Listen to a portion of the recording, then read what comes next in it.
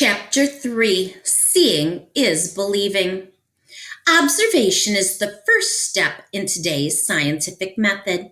It was also a favorite step of Russian scientist Nikolai Wagner. On August 12, 1861, Wagner went for a walk. He took nothing but his magnifying glass and his sense of wonder.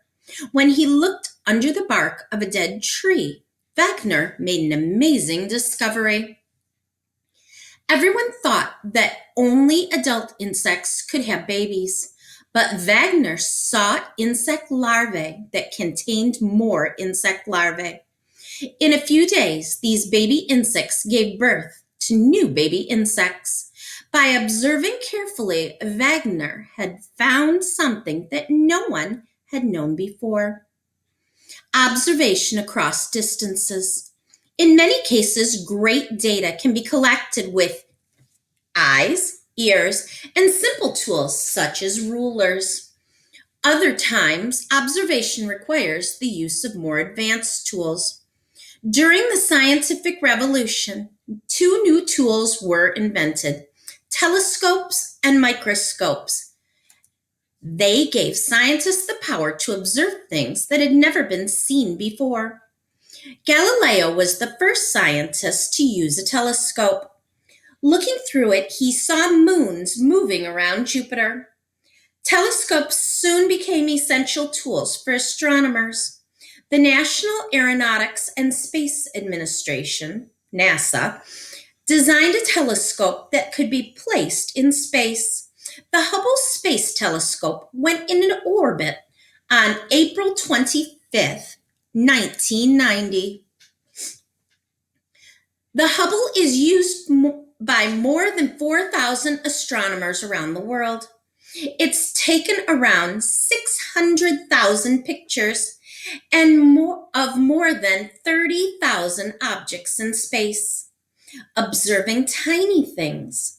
Using microscopes, scientists could see smaller objects than they've ever seen before. Microscopes were invented in Holland in 1590. Hans Janssen and his son Zacharias put two glass lenses into a tube.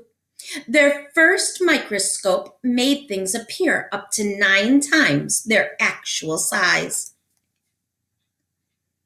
Okay, at the top it says further evidence. There's quite a bit of information about telescopes in Chapter 3. It covered Galileo's first telescope and the Hubble telescope.